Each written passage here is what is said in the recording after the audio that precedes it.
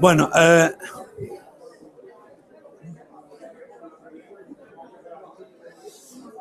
perdón, imos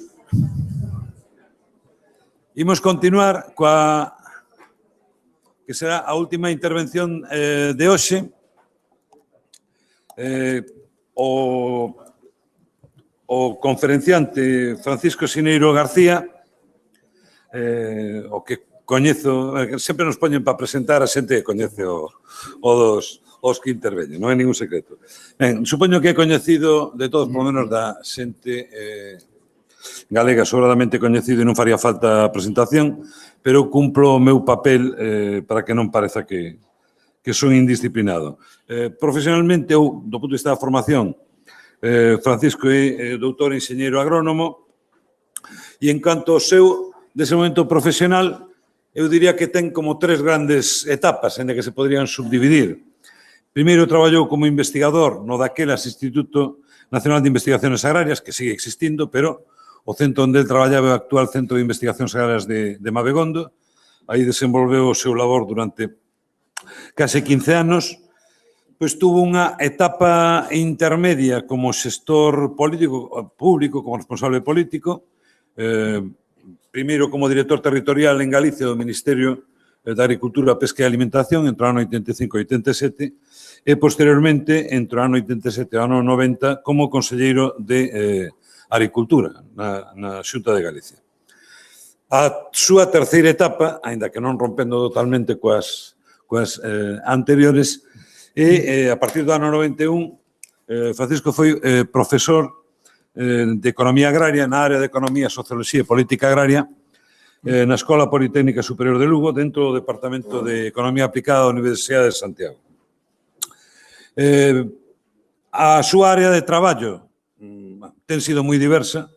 O que me pon aquí no currículo é que nos anos de traballo do INIA centrouse principalmente nos sistemas de produción de carne de vacún e ovino de montaña e na súa etapa de investigador e profesor universitario na economía do sector lácteo e industria agroalimentaria, pero diría que de bastantes máis cousas, entre elas todo o que ten que ver cos cambios nos usos do solo e a xestión do territorio en Galicia. Como dicen que foi profesor de Economía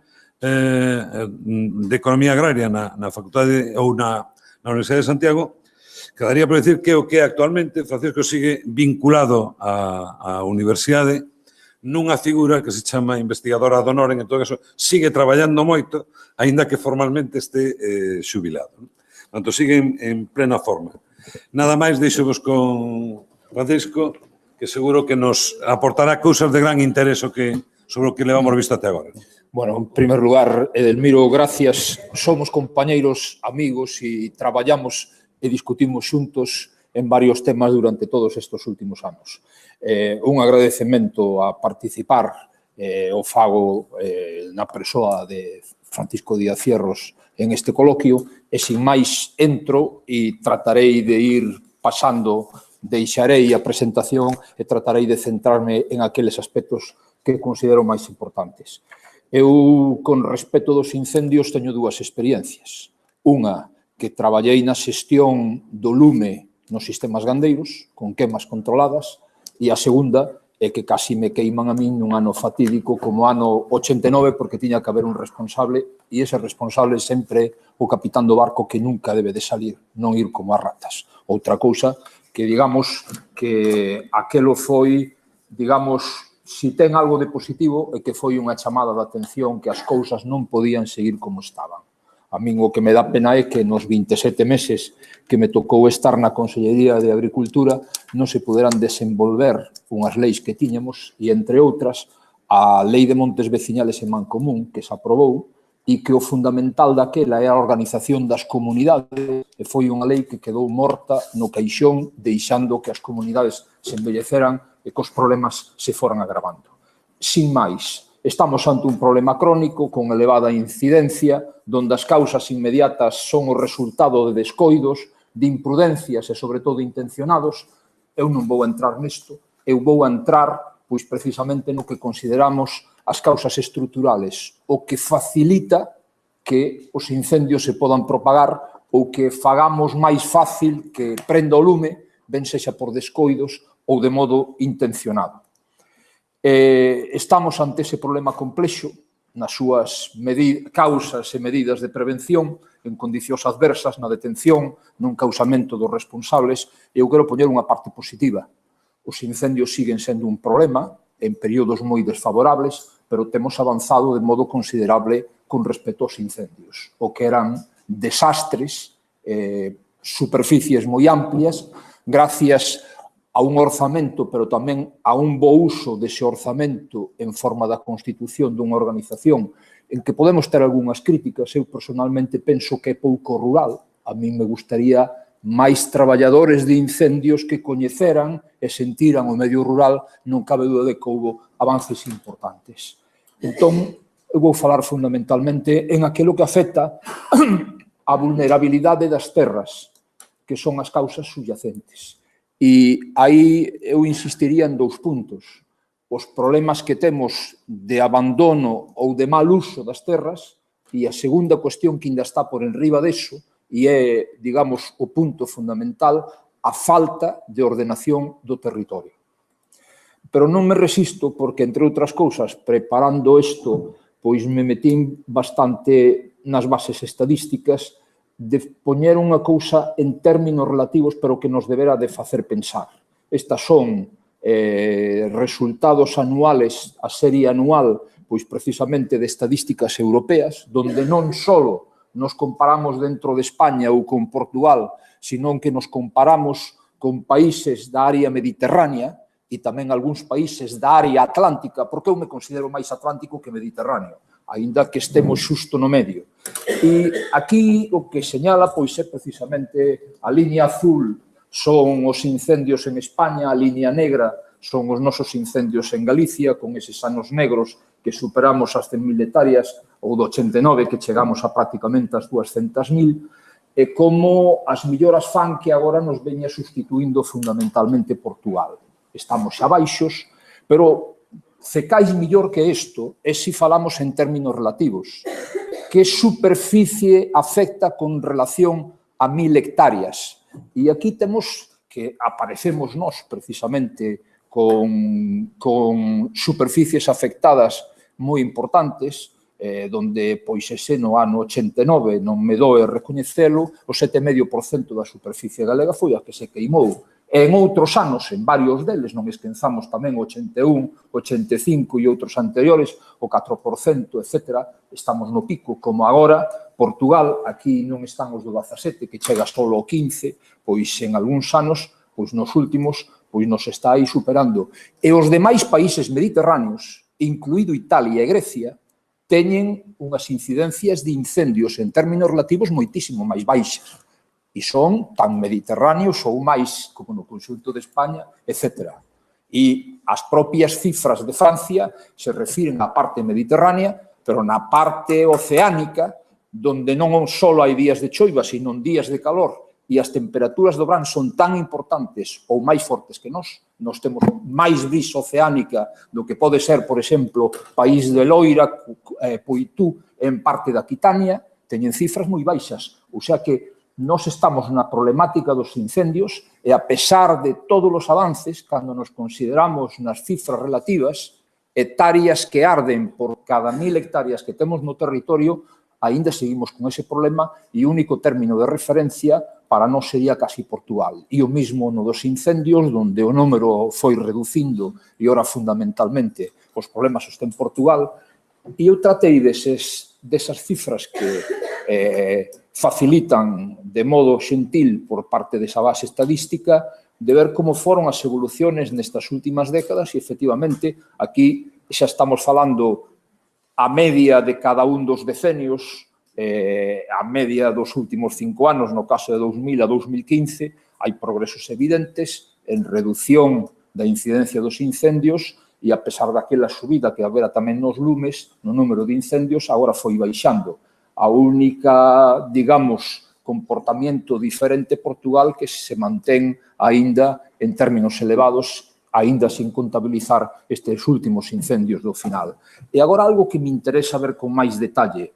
Efectivamente, en Portugal, e aquí é para o conxunto do territorio, se puxéramos as áreas máis afectadas do norte e do centro de Portugal, eso se elevaría moito máis, En caso de Galicia, nos estamos no máis alto, hai unha zona do país, do Cantábrico, o País Vasco, que ten unha silvicultura familiar forestal, fundamentalmente de pino insignis, donde os incendios desaparecen, e no que é a Francia Atlántica, desde Aquitania hasta Bretaña, prácticamente a superficie queimada en eses anos do 11 ou 17, 10.000 hectáreas, o 0,5% do territorio, algo nos quere decir que non é só o clima, senón son esas causas subyacentes de falta de ordenación e de usos das terras. Permitidme que me metera en un área que non pensaba entrar, pero non me resistía a entrar. E, efectivamente, os orzamentos suberon de modo moi importante, sobre todo a partir do 90. Non é que isto sea únicamente extinción de incendios ou prevención,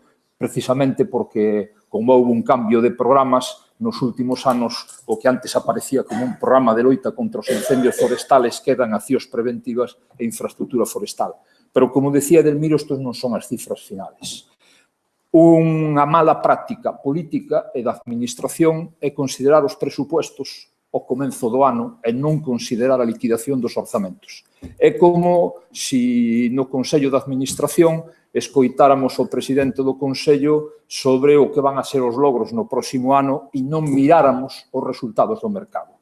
É unha etapa en que estiven de diputado e pasábamos 10 días facendo unhas presentacións longas e en media mañán o conselleiro de Economía facía a presentación de a liquidación de orzamentos. E o mellor un orzamento que empezaba con 100 acababa con 50 e outro que empezaba con 100 acababa con 150. Por exagerar un pouco as cifras, porque de un orzamento hai posibilidades de transferencia que son moi importantes. Isto que quere decir?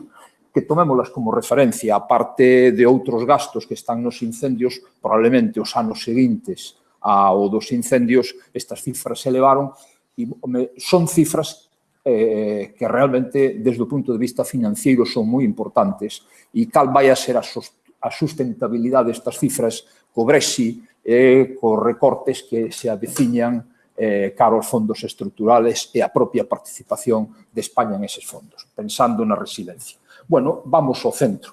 Os cambios nos usos da terra e temas e retos que temos pendiente da ordenación do territorio. E a mí me gusta tratar conxuntamente isto. E se tivera que darlle a preeminencia, o primeiro é a ordenación do territorio. E o segundo é precisamente os usos das terras. Boa parte das corruptelas que existen están ligadas, pois precisamente, a ventaxas que se toman nas calificacións dos terrenos, un tema urbanístico, incumplimientos. Non?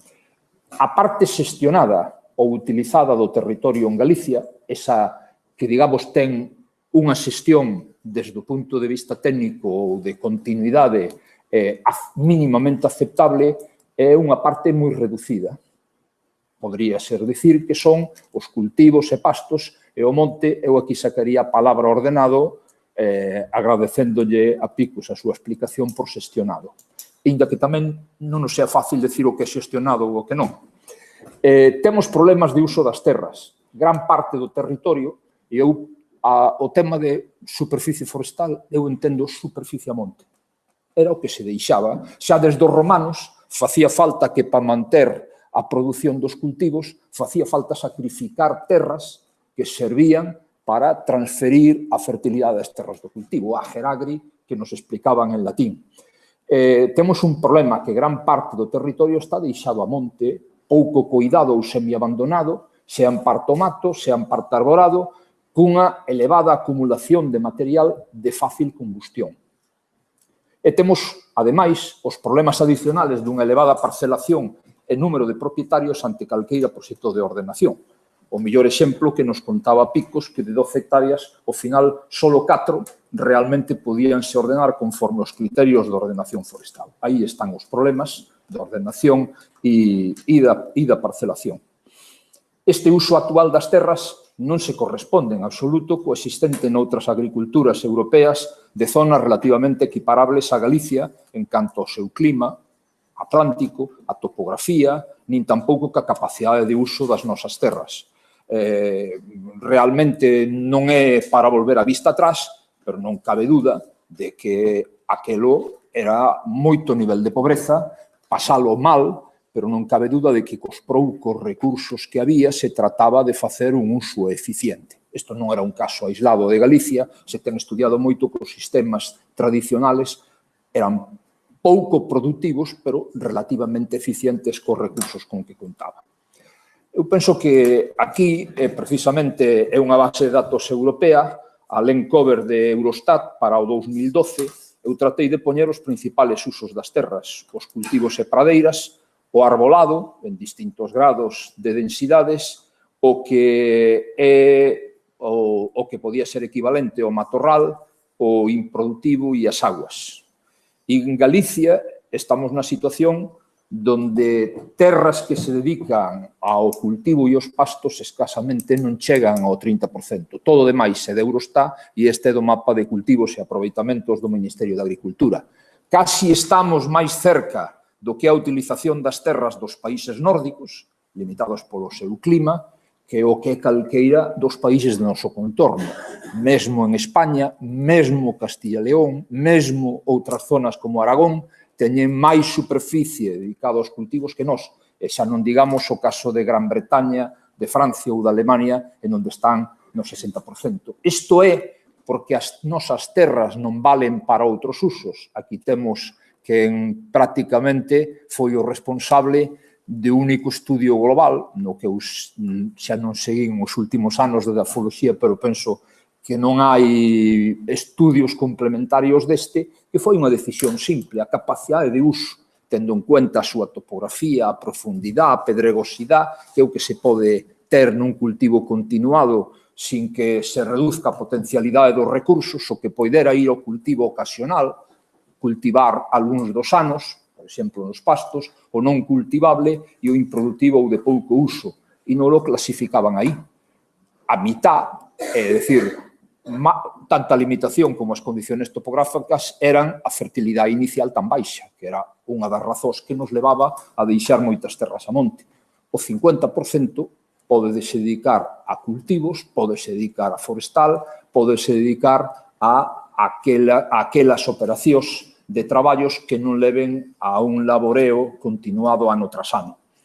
E desde o punto de vista da utilización actual, que é o que permanece á esquerda, é o que sabemos. O 40% en arbolado, un 28% en pastos, 21% o que é o mato, 10% urbano e non agrario, e no tradicional, no ano 62, o primeiro censo agrario, pero eu teño suficientes anos como para ter conciencia daquela situación, empecé a traballar a comenzos dos 70 a nivel profesional e na miña aldea conocía como iban as cousas, pois daquela, era o que comentaba antes Edelmiro, o derredor de un 50% da superficie, ben porque estaba a utilización en cultivos e pastos, ou ben porque era zonas de mato pastado, ou porque eran zonas arboladas que tamén se pacían, digamos que a nosa produción agrícola e as producións gandeiras estaban basadas nunha base firme, que eran os cultivos e pastos, e nunhas bases complementarias, que eran as terras deixadas a monte para recuperar fertilidade, para facer cultivos ocasionales para o pastoreo. E esta situación mudou de modo moi importante, e o que nos debíamos de preocupar é por que mudou, cales foron as causas destes cambios. E Edelmiro definiuno ben, son dúas boas palabras, a desestructuración da agricultura e tamén, en boa medida, a desestructuración do medio rural.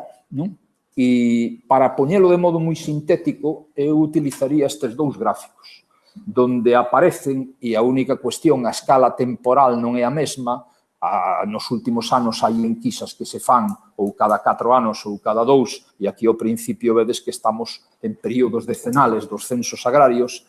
Esta era a situación, en primeiro lugar, de os ocupados que había na agricultura. No primeiro censo, algo máis de 600.000 personas, e no último, escasamente 70.000, un de cada 10. O descenso nas explotacións, que agora se miran xa con outro criterio de explotacións non de autoconsumo, sino explotacións que venden, o que chamamos profesionales, que descendeu desas 400.000 que había a 70.000 do último censo. E isto, que é unha maneira de ver de como mudou o uso das terras e a base da agricultura, O podemos mirar tamén en superficie, e precisamente o que houbo en só 2 decenios, a partir do censo do 82, xa non se vai con estas clasificacións, entre o 62 e o 72, eses aproveitamentos complementarios de outra cuarta parte das terras, en pastoreo, en actividades complementarias das terras de cultivo, foi desaparecendo. Foi a crisis da agricultura tradicional. E a partir de aí, a superficie que se mantén en cultivos e pastos con pequenas variacións está ao derredor das 600.000 hectáreas. E isto que deu lugar foi de que a superficie que dispón cada explotación apenas medrara. Noutros países, no que chamamos os economistas agrarios o axuste clásico da agricultura, que é verdad que estes cambios, un dos limitantes que tiveron foi o período tan reducido para ter todos estes cambios. Casi non se viron e casi non dou tempo a establecer medidas de acompañamiento. E tamén é verdad que se deron nun período, en un principio moi favorable, dende os anos 60 hasta os anos 80-85, cando os precios agrarios subían casi por enriba do índice dos precios da vida, porque faltaba demanda alimentaria que cubrir e despois con outros problemas. Pero o que está claro é que en este período faltaron medidas de acompañamiento como houve noutros países donde realidades iguales. É unha das cousas que sempre tratei de facer foi visitar con devagar e de modo de traballo varios países, dun traballo que fixen en Bretaña, a agricultura de Bretaña non do ano 50, pero sí do ano 1900-1910, pois tamén tiñan ao derredor do 25, cerca dun 30%, que eran superficies complementarias ás de labradío. Tiñan menos porque partían dunha fertilidade natural dos solos máis elevado, pero a agricultura de Bretaña foi cambiando e iso que antes se sacrificaba para que produciran as terras de cultivo, o vir os fertilizantes minerales, a aumentar a capacidade de traballo pola mecanización, pois resulta que ese 25% se incorporou no 50%, que é o que agora está. E iso é o que permitiu aumentar a productividade dos traballadores, aumentar as rentas agrarias, aumentar o tamaño das explotacións. Iso que eu trataba de poñer aquí, os desaxustes entre os intensos cambios sociales, cambios no mercado, nas tecnoloxías, o aproveitamento de novas tecnoloxías, estes desaxustes entre cambios sociales, cambios no mercado, cambio nas innovacións tecnolóxicas e o uso das terras. O éxodo da población, a emigración da población, xa desde comenzos dos 60, 70 e hasta prácticamente que houve a primeira crisis económica do petróleo foi moi intensa, alterou as bases desa agricultura tradicional que nos describía Bouyer, pero que eu vin con meus propios ollos, porque estaba basada en un traballo acumulado importante. Pero, ao mesmo tempo que ese éxodo, de alguna maneira, desbotaba as bases da agricultura tradicional, ese cambio, ao mesmo tempo, ofrecía oportunidades de desenvolvemento da agricultura. Por qué? Porque estaba aumentando a demanda alimentaria ou tamén da madeira e porque había novos inputs como os fertilizantes, a mecanización, as melloras na alimentación animal e nas melloras nos cultivos que permitían aumentar iso. E precisamente, non esquenzamos, que os anos 50, os anos 80, se lle ten chamado os 30 anos gloriosos da agricultura, no sentido que se confunden con os excesos tamén, que a Revolución Verde, entre outras cousas, melloras xenéticas, etc. E tamén penso que no sector forestal tamén foi de avances importantes. Pero aquí os cambios estiveron limitados pola falta dunha dinámica acorde nos usos da terra para superar as súas eivas de baixo tamaño e de parcelación. Reducíronse, sobre todo, aqueles usos máis demandantes en traballo e menos rendible, as terras a monte. Intensificouse a produción, se intensificou na superficie máis reducida de pradeiras e de pastos, aí se intensificou o cultivo e, sobre todo, xa que temos a terra limitada e teño que sacar un volumen de rentas para vivir, en aquelas actividades que me permiten unha maior intensificación. E así foi que as actividades dominantes foron o leite e as ganaderías de porcino e de aves. E, ademais, un modo de producir leite que é dependiente de, precisamente, as entradas de inputs externos da alimentación. E a elevada parcelación, non só o tamaño, foi un freno para unha maior diversificación dos cultivos como ocorre noutras áreas de Europa Atlántica. Éramos produtores de cereal e calqueira agricultura do noso entorno, como santo sea Francia, como Alemania, como Gran Bretaña, etc., esas áreas atlánticas se caracterizan, e mesmo Holanda non é só unha gran produtora de leite e de porcinos, sino produtora de horticultura, produtora de cereales, produtora de oleaginosas.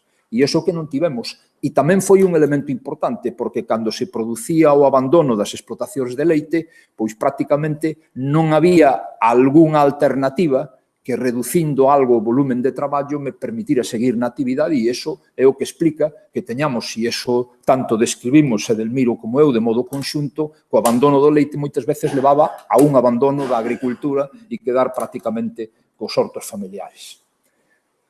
Ese abandono, se se quere, de uso gandeiro do monte, interesa destacalo máis porque aquí pois foi no que estiven traballando 15 anos. Na agricultura tradicional, que pasaba con esta utilización do monte?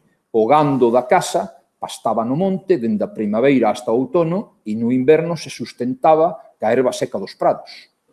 E no inverno, a final do inverno, aproveitando o tempo seco e de xiadas, se facían queimas por zonas, non eran queimas continuas, que precisamente, a meu entender, é un dos orixes desas queimas de inverno que durante os últimos anos foron moi importantes en Cantabria e en Asturias, porque xa non se está queimando uns rodales que podo controlar, senón que cando se prende o lume non se sabe onde se acaba. Cales foron os cambios e a evolución a dous sistemas? Quedou un sistema moi extensivo co gando do monte que se mantén en áreas moi reducidas no norte con vacas e bestas. Pode ser a Capelada, pode ser o Campo do Oso en Mondoñedo e algúns máis, donde son sistemas que teñen unha baixa productividade porque a productividade do gando está limitada pola mala alimentación e as penurias invernales e máis a seca do verano. E ao haber unha presión máis reducida do pastoreo do gando, se acumula a biomasa que leva a unha maior frecuencia e tamén a un maior peligro de non controlar esas queimas. O que poderíamos decir que é un sistema millorado, e hai outro máis, e é un sistema no que traballei cando estaba no Iña, era precisamente sementar unha superficie de pradeira para alimentación invernal ou a seca do verán. Isto permitía mellorar a alimentación invernal, poder manter máis animales durante a época de pastoreo, mellorar a productividade do gando e da utilización de biomasa, reducir a frecuencia das quemas en rodais e cales foron as limitacións precisamente para que non se desenvolveran máis estes sistemas mellorados, as superficies disponibles, os perigos de danos por lobos, os problemas de propiedade e dos cercados, etc. O segundo, a falta, durante todos estes decenios, houbo unha falta de medidas axeitadas de ordenación de usos das terras e mellora da dimensión das explotacións. Prácticamente, hasta o ano 2007, que hai a aprobación do Banco de Terras, o único que houbo foi un instrumento de concentración parcelaria, un instrumento que trata de recompoñer a parcelación en menos parcelas, pero que non ordena. E un instrumento relativamente lento, que ten os seus orígenes a finales dos 50 e que tivo o seu papel, pero que non se adaptou á nova situación.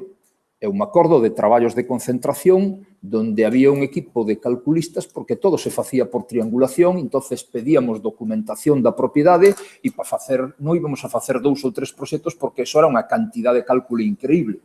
Nos presentáramos, e a mí me tocara presentarlo no Parlamento, o que pasa que a oposición en este país non se lle fai caso, pero era un proxecto interesante no 92, donde nos falábamos de concentración parcelaria e ordenación de explotacións, e donde se pensaba en polígonos de aproveitamento forestal e polígonos de aproveitamento agrícola e ganadeiro.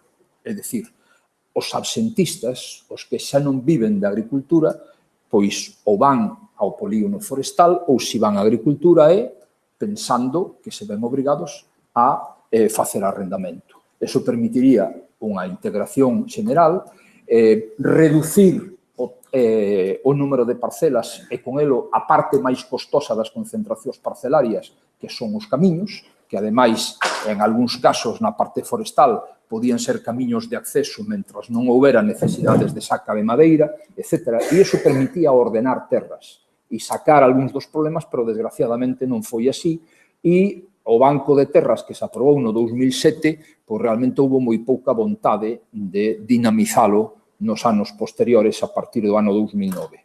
E o resultado que temos, a concentración parcelaria desde o ano 57, únicamente logrou ordenar 440.000 hectáreas, que é unha superficie moi pequena, e que, ademais, parte delas xa con problemas de tamaño de parcela, e o que podemos ver, e por iso puxen isto máis detallado, é para ver que hai moi pouca actividade na concentración parcelaria, porque son moi escasas as superficies que están nos distintos estados de tramitación da concentración parcelaria. Con elo non estou defendendo ese instrumento que necesita completa adaptación e o meu entender, e ese foi un decreto que sacáramos nós na Consellería, é o que se chaman as concentracións privadas, que teñen mal nombre, a iniciativa dos agricultores. Un polígono donde son eles os que se poñen de acordo, aí se lle faculta para que algunhas parcelas que non son da súa propiedade se podan sacar ao lado e onde son eles os que levan a iniciativa. Bueno, eso é o que hai. E isto que poñía Edelmiro, e xa non me meto máis, é como está a propiedade, a distribución das terras según a propiedade. E paso á segunda parte, se tivera que elegir a máis importante. E comenzo por unha parte, un texto que podíamos chamar histórico. É da primeira legislatura do Parlamento de Galicia, nacendo a autonomía, 1985, e se trata de adaptar a lei do suelo de España ás condiciones de Galicia. E merece unha lectura, a exposición de motivos, que decía cales eran os problemas de ordenación do territorio en Galicia. Ano 85, 32 anos atrás. Se isto se cumplira, mellor nos iba. Reclamaba esforzos no estudio ao medio rural, non deixando como unha parte residual do urbano. O urbano é o que ordenamos e o que non é urbano é rural. A delimitación nos futuros plans das zonas de protección, das zonas de potencialidade productiva, do solo non urbanizable, do sistema de comunicacións. Aludía Edelmiro aos camiños que non van a ningunha parte. E un aspecto fundamental. Decía que a maior parte das zonas máis aptas para a residencia, para as viviendas, están xa digamos, nos asentamentos tradicionales. E o que se trataría era de reordenar eses asentamentos e que, en todo caso, faran aumentando de tamaño. Que se fixo na práctica? Poñer as casas onde un quixera, moitos núcleos que se caen e que non se rehabilitaron en absoluto, co cual as interfaces e complicamos e que de 12 hectáreas te quedes con 4. Non? A realidade actual quedan moi lonxe destes principios despois de sucesivas reformas legislativas e de unha delas hasta se chamaba específica para a protección do medio rural, ordenación urbanística e protección do medio rural. E temos unha última, quedan un par de reformas do suelo intermedio, cando se reforma tanto algo é que a cousa non vai ben. Debido, cales son os problemas da falta de ordenación? Primeiro, algunhas carencias, non moitas. Eu penso que o básico estaba nas propias normas reguladoras, pero, sobre todo, na carencia de actividade da aprobación de planes e, sobre todo, o elevado grado de relaxación e mesmo incumplimiento na súa aplicación. Aquí citabas ti, Juan, antes algo que é verdade, o retraso que tivemos en ser donos de seu, co tema dos foros. Eso nos marcou. A mí, na miña experiencia docente, eu me acordo que dunha vez tocárame levar unha materia que levaba algo de dereito agrario e mira que eu explicaba o que era o dominio público hidráulico, as servidumbres e de tal, chegaba o examen e patapum. Temos metido de que somos donos absolutos da propiedade e a propiedade nos xenera uns dereitos, pero nos xenera unhas servidumbres. Servidumbres que sirven para bien común, para mellorar unha serie de cousas, etc. E isto que temos. De onde veñen os problemas? Houbera unha discusión política importante de quen tiña as facultades. O Estado, a comunidade autónoma ou os concellos. E algún decía, o que está máis próximo ao cidadano, precisamente por estar máis próximo, escápate dele, para que non teñas presións, non? E isto foi o que é dicir, e aquí ao mesmo tempo podíamos poñer as normas reguladoras de cando houve a lei de incendios forestales, de prevención forestal en canto a superficie. Calqueira que ande por Galicia, e eu en eso xubilado sigo andando moito, as distancias que hai de as plantaciones ao suelo, o camiño, o que planta millo e a luz, a agua e a comida da fertilización, pois ten ao lado unha plantación de eucaliptos que está aí pegada, todo ese tipo de cousas, e aí hai en cascada o Concello que ten que actuar, que é o que ve, a normativa da Consellería que tamén, etc. E tamén en isto sei que é difícil as adaptacións bruscas, pero hai que poñelas e hai que facer un esforzo importante na divulgación. Si todos nos cortamos un pouco nos nosos dereitos, avanzaremos moito. E así evitaremos pois unha serie de principios. Non me meto máis porque penso que está suficientemente claro e todos temos ollos para ver o que se di que hai que cumplir e o que se cumpre. As consecuencias que ten isto respecto á vulnerabilidade aos incendios. Esta estrutura da propiedade, cun elevado número de propietarios, boa parte deles son residentes urbanos, non Edelmiro, eu e todos os que somos de primeira xeración urbana, herdamos unhas tenzas ou unhas parcelas que as vemos claras no catastro, porque aí hai moi bons documentos e temos moitas dificultades para velas na realidade no monte. Toda esta baixa superficie das parcelas limita o seu aproveitamento actual e tamén o futuro. Os incumplimientos ou carencias nas normas de planeamiento levan a que os contactos entre o monte, terras agrícolas, vivendas e asentamentos urbanos, o interfaz do que falaba Edelmiro, sexa moi elevado e complexo. Ti puxeches un bo exemplo, é dicir, poñendo esas superficies, dice, de quen é a culpa? Si estamos nunha terra que tradicionalmente foi monte, de o veciño que me fixo a casa ou o alcalde que lle deixou facer a casa ao lado, ou miña, porque eu agora me teño que retirar estes metros para atrás. É cuestións destas. E isto que está precisamente no que eu entendo que é un dos problemas desa nova xeneración de incendios, cando os incendios non é para defender solamente unha riqueza, un patrimonio, unhas propiedades, senón a defensa tamén das vidas e de evitar pérdidas humanas. Bueno, boa parte da superficie arbolada, aquí sacarei esa superficie, Juancho, prometo, de nula ordenación ou de tal, hai unhas 625.000 hectáreas cubertas polo mato, en estado de semiabandono, e aquí eu poñía, para que o vexamos, en zonas onde estivemos traballando no proxecto Ruragri que levamos conxuntamente, e era de encuestas, que agora pondrei un resultado, e aquí temos un típico problema na Terra Chá, zonas concentradas estas, tenzas de monte, nas zonas onde non hai monte veciñal porque se repartiu, se fixo máis fácil. Tenzas de arriba a baixo, estreitas, para que todo o mundo lle tocase terras de calidad parecida. E o que nos quedaron foi este problema. Eso sí, hai infraestructuras, pero non hai un aproveitamento como se podía. O norte de Lugo, zonas o norte de Lugo, isto é Mondoñedo, Camiño de Valadouro. Aquí estamos con plantaciones de eucalipto moi productivas, pero que siguen tendo un problema de parcelación.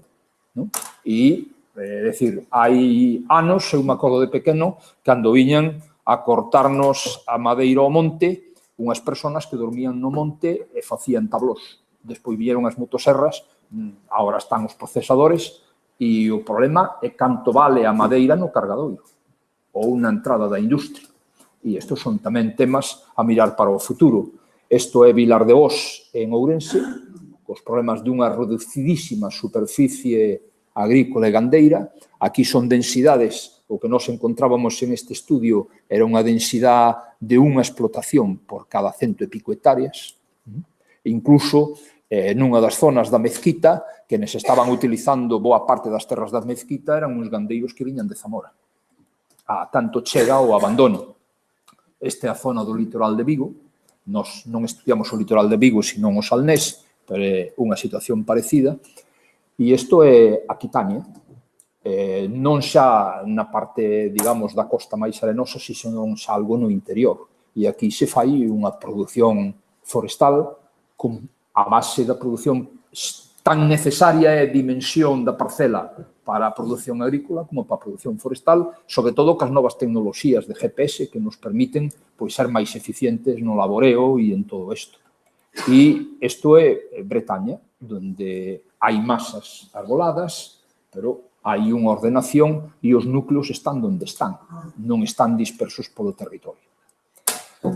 Unha problemática que eu casi paso desta, que é dos montes comunales, preocupa porque eu penso que nos montes comunales tiñamos que, digamos, sentar unhas bases máis racionales. A veces nos deixamos levar polos sentimentos, por todo o que nos contaron desa propiedade, pero o caso que é unha propiedade que é algo máis do 22% de Galicia e é unha propiedade que ten enormes problemas de posta en produción e de valorización. Sobre todo porque foron comunidades que se deixaron ir envellecendo e incluso, pois, ao final, o mellor a solución, pois, van a ser solucións peores que si a consideráramos como outro tipo de montes, cando nós, na lei que promovéramos nós, o que se permitían eran os arrendamentos a longo prazo, que isto creara un debate bastante importante, pero que precisamente, se son terras que poden ir para forestal ou para ganadería extensiva, non podemos andar con outro tipo de cousas. E había figuras, dándolle a imaginación, hai figuras que, sin discutir a propiedade, permiten axilizar o que é uso. Este é un problema importante, sobre todo nas áreas onde están, porque o que está claro é que o monte comunal se dividiu nunha serie de zonas de Galicia, na provincia da Coruña casi inexistente, non sendo no norte e máis algo no oeste, e, en cambio, en outras zonas, pois este é unha das eivas importantes, sobre todo na provincia de Ourense, no cordal interno entre a provincia de Ourense e a provincia de Pontevedra. A última parte. As zonas rurales, é dicir, falamos de Edelmiro, o estableceu ben, a agricultura e das zonas rurales, e das zonas rurales o que falta, hai unha falta de unha política rural integrada, con accións coordinadas entre producións agrícolas, gandeiras e forestales. Non teñen por que ser incompatibles, hai terreno para todo. Eu penso que a situación actual o único que podía decir é que está o mellor sobredimensionado unhas producións forestales en canto arbolado e está infradimensionado as producións agrícolas e gandeiras. Se tiña que levar algún equilibrio, pero que pode ser con base a parte das superficies que están a monte. E non é só as producións agrícolas, gandeiras e forestales, senón as actividades de desenvolvemento rural e un papel clave aquí teñen a administración local na prestación de servicios. E aquí entramos tamén con un problema de minifundio de municipios, no sentido de que tipo de prestacións se poden dar por unha serie de municipios. É outro problema que queda aí, non? Precisamente a ordenación, si pensáramos ben en asuntos de ordenación de territorio, se levaran planes adiante, en esa ordenación do territorio non só que tiñan que estar as consellerías sectoriales, sino tamén a propia administración local. E de nada vale pintar nun plano dun modo, Juan, aquilo o que me chegou a alma é de que, precisamente, para o establecimiento de parques eólicos fora o motivo fundamental de facer a ordenación. É un tema realmente preocupante. E un tema preocupante foi que en boa parte dos planes municipales interviron fundamentalmente técnicos de procedencia urbanística. E ese é un tema importante. Eu me acordo desa lei de protección do medio rural, aí non hai ningunha profesión vetada, o que hai que poñer é puntos de vista e perspectivas diferentes, precisamente para coidar a ordenación deses recursos, para tanto a calificación das terras con distintos niveles de protección e, sobre todo, para excluir esas terras do que debe de ser un crecimiento desordenado deses núcleos de población. Eu penso que estamos ante un elemento importante que precisamente o que nos crea problemas de interfaz nos incendios, o que nos crea problemas de elevación dos precios da terra, porque todo o mundo se pensa que ten solares, nos crea problemas de arrendamiento, porque non vou quedar con esta terra porque me impide no futuro sacar un bo precio pola súa venta, etc. O que decía Edelmiro, as diferencias na situación das zonas rurales con respecto ás áreas urbanas, esas partes dos commuters, dos que van a diario, viven na zona rural, teñen a súa actividade económica nas zonas urbanas ou en algún centro intermedio, como pode ser o papel que ten Lalín, ou que ten Verín, ou que ten Xinzo, etc. Os problemas de envellecemento e de carencia das actividades económicas complementarias á agricultura son especialmente importantes nas áreas máis desfavorecidas e isto se xunta ca falta de medidas de mobilidade da terra, etc. Entón, é o único que trataba de poñer, e eu entendo que eran as cifras a que te referías ti, Edelmiro, precisamente de un traballo moi interesante que é os municipios polo grau de urbanización que está accesible na web do Instituto Galego de Estadística, clasificando os municipios galegos en función de as zonas densamente pobladas, chamemos de urbanas, en tramo oscura é o que hai, as zonas intermedias, semiurbanas, ou todo o que é a costa de Pontevedra, etc., boa parte da costa de Coruña, etc., ou ben localidades do interior pois de certo nivel, Lalín, ou Verín, ou Valdeorras, e despois o que nos queda en colores verde máis oscuro, verde intermedio e verde máis claro son as zonas típicamente rurales, de baixa densidade de población e precisamente o gran problema o temos nas que están en colores máis claros. Pois ben, referidos a esas zonas, perdón, me fun para atrás, referidos a esas zonas, un dos elementos importantes é a renta.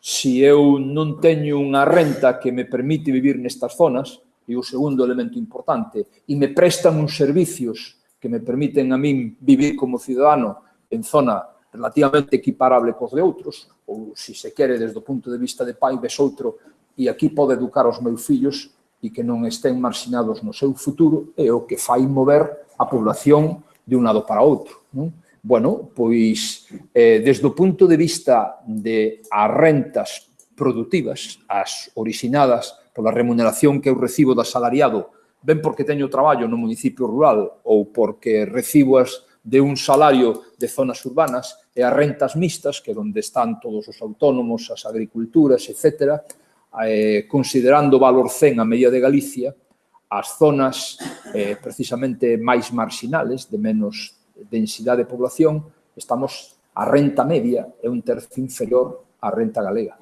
desde o punto de vista productivo, e se queda en 3/4 nas zonas intermedias, e isto quere decir que estas son as zonas, desde o punto de vista territorial, máis importante. Na práctica, o que se chama renta bruta disponible, cando eu, por ter máis baixa renta, pago menos impuestos, menos cotizacións sociales, e me veñen as transferencias das pensiones, estas diferencias na renta de poder gastar se disminuyen, pero siguen existindo estas diferencias. E se a renta é menor e as miñas perspectivas de futuro en canto a educación de fillos ou servicios que me prestan é peor, isto que genera os movimentos de población, e a min o que me preocupa non é o que é o descenso vegetativo entre mortes e nacementos, senón que algunhas das capas de idade intermedia que se cambien de lugar porque non lle ven futuro nas zonas rurales. Estes problemas, e referidos ás explotacións en estas zonas millores ou máis marxinales, o veíamos en este proxecto do que falaba, que leváramos Edelmiro e máis eu, que era con relación á renta, en primeiro lugar, xa sin problemas de sucesión, porque decíamos, son viables económicamente, pero non demográficamente, porque non van poder continuar moito tempo por cuestión de edad, en función da viabilidade polos ingresos agrarios que recibían, e aquí estaba ingresos agrícolas, gandeiros e tamén de venta de madeira ou de actividades forestales, só un 16% das nosas explotacións son viables. Iso está ligado ao tamaño en gran medida. Outro 41% son viables porque teñen ingresos vía pensións, vía de outras actividades, e algúns deles están no nivel moi baixo. Eu chamaba a veces a teoría da banqueta. Cando tes 3 pés e un te coxea, basta o chan. Por eso, o tema de actividades, inda que sea pouco, me sirve para complementar o tema das pensións, etc. E, por certo, a transferencia das pensións a nivel rural está baixando. Hai xa casi 15 anos donde a entrada de novos pensionistas é menor aos pensionistas que se van. E aí se ve, pois, precisamente, o tema de aquí son as transferencias que xunto coas cotizacións sociales son as que reducen esas diferencias, pero que siguen existindo. Aí temos as zonas onde estaban. E remato xa. Algúnas propuestas que son simplemente puntos máis ben para o debate de mañán. A necesidade dunha política rural integrada. Ese é un elemento fundamental, tratando de compatibilizar e ordenar diferentes usos e intereses sobre o uso das terras. Eu penso que o mesmo que se necesita pedagogía de que cando se necesitan elevar os impuestos ou defender os impuestos non é porque a nós nos guste pagar, senón porque eses impuestos son necesarios para generar unha serie de bienes, pois tamén a ninguén lle gusta que lle poñan limitacións nas súas terras, pero esas limitacións mínimas son a base, precisamente, para que teñamos unha ordenación de usos, teñamos mellores infraestructuras, etc. O fundamental é o cumprimento das directrices básicas de ordenación de usos das terras. E o mismo que existe unha Guardia Civil ambiental, tampouco podría haber problemas en que primeiro explicando, pero despois, se é necesario, sancionando, se saquen estes incumplimientos. Porque o peor que hai é cando se fan incumplimientos, porque iso de alguna maneira desmoraliza ou pensa que todos temos dereitos a facer eses incumplimientos. As medidas de fomento de mobilidade e uso das terras e melloras da base territorial nas explotacións agrarias, arrendamentos, fondo público de terras, reforma no proceso de concentración parcelaria, a dinamización de uso e organización de montes veciñales. E aí é o tema que precisamente antes entraba en debate Edelmiro entre as Oxford e as SOFOR, non? Que son a Organización de Sociedades para constituir unidades productivas viables. Ti, si tes que cumplir con esas distancias mínimas, é moi distinto se estamos manexando 50 hectáreas que se manexo 5. Desa maneira non estarían as parcelas dispersas, senón que estarían xuntas, e eu penso que este é un dos grandes retos que hai. E aí deberemos de poñer moitos huevos na cesta. E non necesita de grandes investimentos, o que necesita de convencimiento e de falar. Esa é, eu durante os últimos 12 anos estive traballando en xestión de explotacións e un elemento fundamental é a quen tes diante. A maneira de convencer e de entrar, e eu penso que, Juan, ti tes modos de entrar de ben a xente, non? Eso é un elemento importante. E aí, sí, cando se entra hai que saber a salida, senón é preferible non entrar. Algúnas propuestas que non son menores, aquelas eran máis de longo prazo. Eu penso que temos que facer incentivos á población rural con relación ao uso do leite. A unha parte importante da xente que vive no rural non ve beneficios inmediatos do monte. Sabe que algúns traballan para forestal, outros traballan para unha empresa de servicios, que é un elemento importante, pero directamente non reciben. E eu penso que, precisamente por iso decía tamén, no dos servicios de extinción, todo o que sea fomentar emprego en actividades forestales ou medioambientales sempre que teñan demanda social, como decía Edelmiro, unhas porque se poden pagar e outras porque son bienes ambientales, o apoio ás economías das explotacións familiares, en especial nas de menor tamaño, que podían ter uns ingresos complementarios de xornales por traballos forestales ou incentivos por cumplir con determinados compromisos de mellora medioambiental. A veces, si fan de novos legoeiros, de que se preocupan de desatascar as tajeas e evitar que se deterioren os camiños, e isto, como tamén no dos incendios, non? Medidas para superar os conflitos novos ou tradicionales con relación ao monte, compensación de danos pola fauna salvaxe, dereitos de caza. O tema dos xabaríns é un tema moi importante, que o tema dos ciervos e dos corzos pode ser un problema tamén nas codias dos árboles, pero a nivel agrícola, os danos que fai o xabarín sobre o millo, etc., e este estado de abandono que fai medrar as poblacións. Eu penso, Edelmiro, que non me excedín demasiado. No, para nada. Moitas gracias. Que le doy? 3/4 de hora. 50 minutos. Bueno, seguindo as ordes da superioridade, temos tempo para algunhas preguntas. Entón, se urxente non impide o importante, abres un turno. Sí? Sí.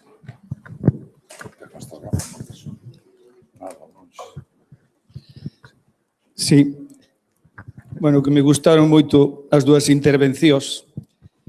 Bueno, eu que tamén xa xa son un ex técnico do Consellería de Medio Rural xubilado. Cando empecé a traballar, sempre me explicaban que Galicia era un potencial en todo. Os primeiros compañeros ou profesores que eu tive, Galicia era un potencial en todo, en leite, en carne, en bosque, en horta, en todo. E casi 40 anos despois, sigue sendo un potencial en casi todo, con moi pouquiñas realidades. E dicen que un pesimista é un optimista informado, non? E cos informes é con o que eu nací no rural, sigo relacionado co rural, e cando veixo que Galicia viña un artigo este fin de semana nun periódico donde decía que Galicia se está convertindo nun gran xeriátrico. Na Mariña de Lugo, onde eu nacín, nos últimos 10 anos, de ser unha zona privilexiada, que dicen os que viven ali e os políticos, perdeu 600.000 habitantes nos últimos 10 anos. Podemos dicir que xa hai aldeas baleiras no Valadouro, en Mondoñedo, mesmo en Ribadeo, que é onde eu nacín, están abandonando explotacións de leite e de carne. E a problemática desta xente que abandona é que non encontra que lle colla as terras. Iso parece un contrasentido, non? No mes de agosto, unha gandería de leite que ganou varios premios en xenética e todas esas cousas que se miden, con 40 hectáreas concentradas, con 2 fillos, pois pechou. Subastou as vacas, que saliu na prensa, vendendo unhas vacas maravillosas, e non encontra moito que lle quera coller esas 40 hectáreas, porque os 2 fillos que ten, un traballa nunha cooperativa e outro anda vendendo semen. E ningún dos dous di que lles interesa seguir con a explotación.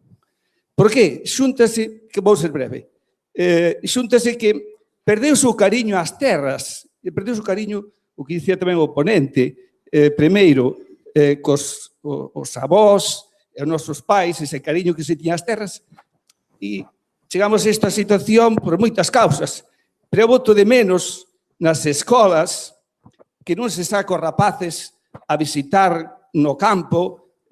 Dicía tamén este artigo que non sabe o que se perdeu un xoven do rural que non disfrutou da aldea, que non conoceu unha aldea, como bonito que era xugar nas aldeas, polas carballeiras, por ir a buscar castañas, ir a buscar fungos, xugar cando había población nas aldeas, cando había rapaces, cando había pequenos. Vou terminar. E isto, o que dicía últimamente Siñeiro, nas últimas cousas que resumía, hai moito cabreo con o xabarín, con os corzos, con o lobo, etc., todas as galidas de carne. Pero hai tamén moita queixa con as distancias que se aprobaron na lei de Montes do 2012 e na lei de prevención de lumes do 2007, e dicía aquí unha entrevista que lle fixeron no mes de xuño o director xeral da Ordenación Forestal, Tomás Fernández Couto, o 19 de xuño do ano pasado, con motivo dos lumes de Pedro Bravo en Portugal, e preguntábanse se podería dar unha situación desa cuantía infernal do lume, onde morreron 50 e pico persoas en xuño, e morreron despois outras 30 e pico, 40, ahora en outubro, que van 100 persoas en Portugal, ou 100 e pico, mortas por o tema dos lumes, non? E dicíanlle se se podería dar unha situación desas en Galicia, como pasara en Pedro Bravo. Isto era o mes de xuño, non viñera o 15 de outubro. E dice, bueno, se cumplen as normas que están legisladas, se cumpliran as distancias mínimas, as vías, as casas, sin pinos, sin acacias e sin eucaliptos, pois eso, e con os medios que temos de infraestructuras de personal e de máquinas, eso non debera darse. Pero despois vimos que pasou o 15 de outubro, que tamén dicían que cando gobernando uns non había mortes e gobernando outros sí, solamente se pode dicir solamente, 4 persoas, pero puderon, por os vídeos que vimos despois, puderon morrer 15 ou 20. Entonces, as autoridades que dicen que se cumpriren as leis, quen as vai a facer cumprir? Os veciños uns cos outros? Sabemos que non. Entón, aquí, nin cumpren as distancias as carreteras da Diputación, nin cumpren as distancias os concellos, nin cumpren ninguna distancias das casas, ora dicen que andan poñendo un policía para vigilar. Todo isto cabrea ao personal que quere facer algo e, ojalá me equivoque, pero aquí lixírase moito, pero que logo non se cumplen as normas. E noto moito de falta estas cousas e que a universidade chegue máis ao rural, que non se quede nestes bates. Vemos aquí algún gandeiro ou algún agricultor interesándose por iso, casi nada.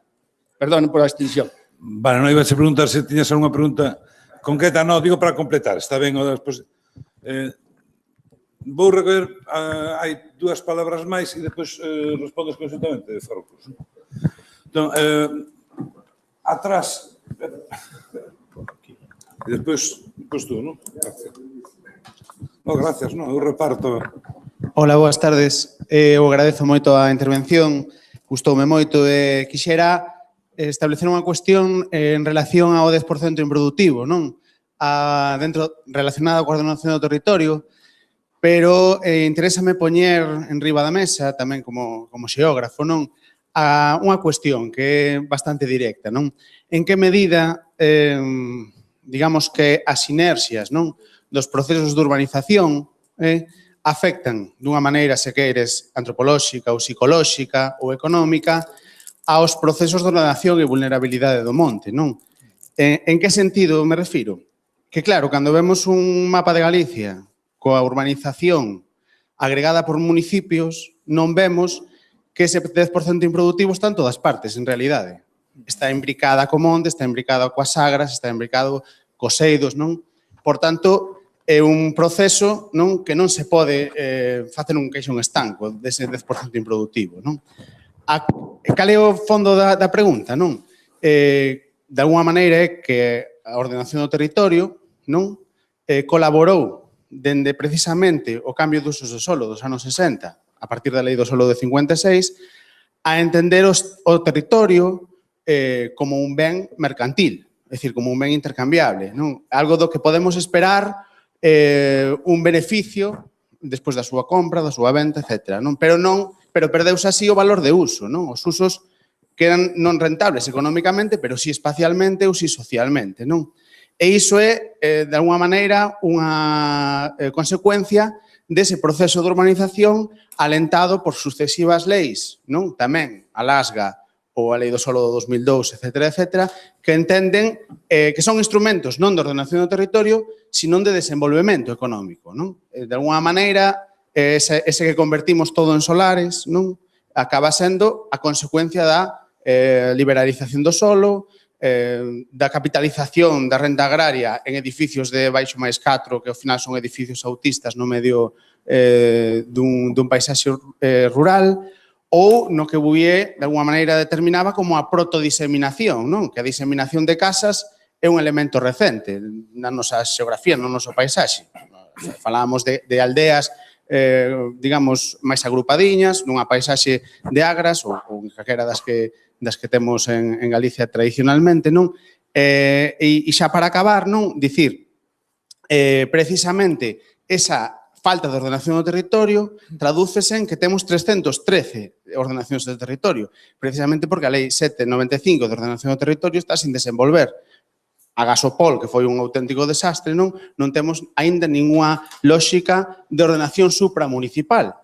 E iso entra dentro do reino de taifas municipalista e do xogo electoralista, non? É dicir, aquí cada quen ordena o seu monte ou as súas superficies agrarias en función a tendencia e a proba deso é que nos últimos 10 anos cantos plans xerais se lograron aprobar. O de Pollo, que estaba a punto de ser culminado, a consultora bótase para atrás. O de Cambre, etc. Hai un montón de casos. É dicir, por tanto, en mans de quen deixamos a ordenación do territorio e, sobre todo, a miña pregunta iba máis dirixida a que como podemos entender a tensión que ofrece o proceso de urbanización como por ósmose, de alguna maneira, veuse exemplificada na vulnerabilidade do monte, non? Gracias. Moitas gracias. Bueno, nos seguimos aplicar un método de ordenación. Hai dúas palabras máis e depois darille ao Asineiro e se houbera lugar faremos unha segunda ronda. Entón, Plácido, aquí. E depois Francisco de Cerros. Sí, Francisco, eu acusume no ano 1992 de estar no plan forestal.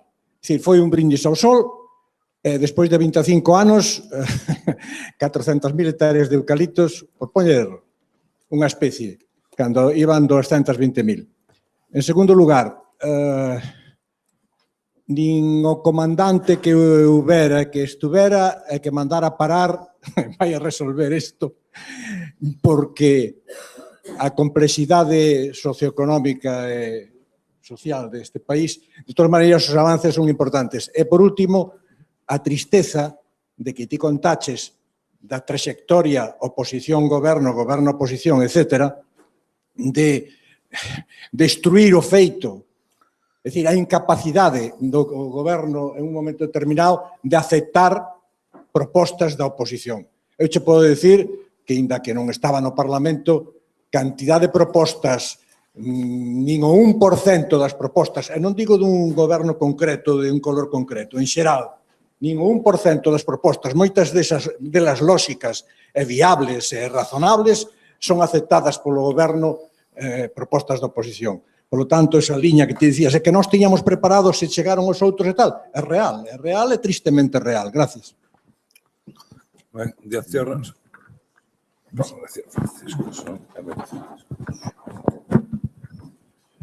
Mira, facendo unhas contas moi elementais, non? Decía Buller, necesitábamos 2 hectáreas de monte para manter unha hectárea de cultivo, máis ou menos, non? Sí. O sea que, bueno, máis ou menos, se tiñan controladas unhas 800.000 ou algo máis de hectáreas de mato, non? Por o procedimento da agricultura tradicional. Na actualidade, temos tamén aproximadamente esa superficie de mato que, todos utilizamos a mesma expresión, unha bomba que está medrando, que cortamos, un supoñer, que cortamos todo ese mato, pero 7 anos volve outra vez a medrar máis ou menos o mesmo. Entonces, en que medida todas estas novas propostas de cambio estrutural ou de mellora estrutural de Galicia poden compensar, sospeito que totalmente imposible, pero parcialmente, ese control que tiña a agricultura tradicional do mato? Hai algunha medida, vamos a decir, simplemente as medidas xerais que están aí formuladas poden, de alguna maneira, facer ese control, ou hai que tomar algunhas medidas de acompañamento como máis específicas para que realmente esa bomba, de alguna maneira, se vaya desactivando pouco a pouco? Bueno, a primeira, digamos, vai a ser unha contestación que penso que vai para varias das preguntas, ou polo menos algo que flota un certo pesimismo.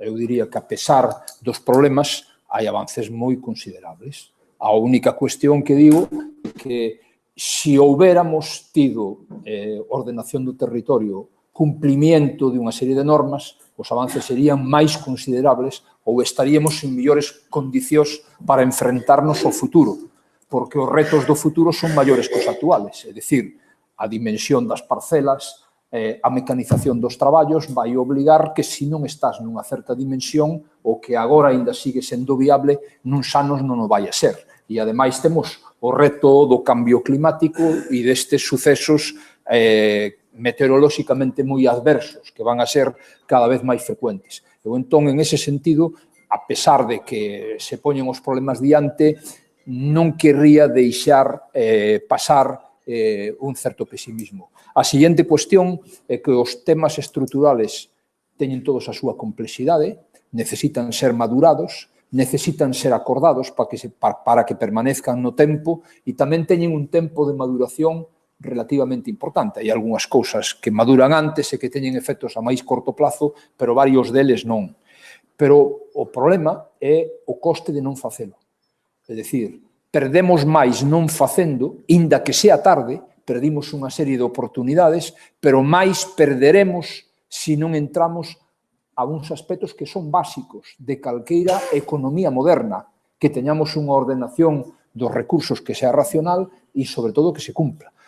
Na pregunta de aí de atrás cita un caso que, efectivamente, non sei, do peor que pode haber, que son as directrices de ordenación do territorio. É dicir, a primeira se fala de ordenación do territorio é a finales dos 80, despois nos 90, se aproban o que son unhas bases de directrices e despois, cando chega o momento de facer as directrices, pasamos tempo e, sobre todo, falta información, cando ese é un documento fundamental. E mentras se desenvolveron unha serie de parques eólicos que poderían haber deixado riqueza no rural e que, en cambio, emigrou para outras partes e outro tipo de cuestións, non? Entonces, eu penso que o fundamental do planeamiento non é, detrás do planeamiento non ten por que ir unha ideoloxía, vai a ordenación de usos. A ideoloxía está en si, por exemplo, se liberaliza o suelo para construir onde cada un queira. A falta de ordenación é o principal mecanismo liberal, porque permite que cada un faga donde sea. Eu empezo pedindo permiso para un galpón e acaba sendo unha casa e todos este tipos de problemas e despois os problemas ocasionados por isto non suceden neste momento, sino máis adiante. En boa medida se fala de que a burbuja inmobiliaria ten a súa base na liberalización do suelo de finales dos 90, que provocou uns aumentos moi por riba do que deberían de ser, etc. Entonces, digamos que os procesos de ordenación non teñen unha ideoloxía. Depende de como se fagan, pero precisamente ordenar é ordenar recursos. Non hai nada máis claro respecto dos bienes públicos. A información, explicación, transparencia, o plan forestal, o mesmo que se necesitaba un plan forestal, antes se necesitaba un plan rural, pero se aceptou con generosidade, a min daquel momento me tocaba estar na oposición, se aceptou con generosidade, se lle deu un cheque en blanco ao goberno para que levara adiante ese plan forestal. A culpa é do goberno de quen estivo, aínda por riba de quen lle dá a vía libre, pois non é o problema. E o principio que está aí Pepe Salvatierra, pois eu entendo as súas preocupacións e son as miñas, de alguna maneira non deixa de quedar un insatisfeito do que podía ser e non é, vale? Pero tamén hai que velo, digamos, no dos avances, non? Moi ben. Bueno, tratei de non pasar. Principio, había un tema que sí se me esquecía, que son as manchas de abandono a nivel local. Por exemplo, por poñer un exemplo, en Ames, nas zonas cercanas a Coruña, en outros países son precisamente as zonas onde se crea horticultura de pequenos hortos para o abastecemento das cidades.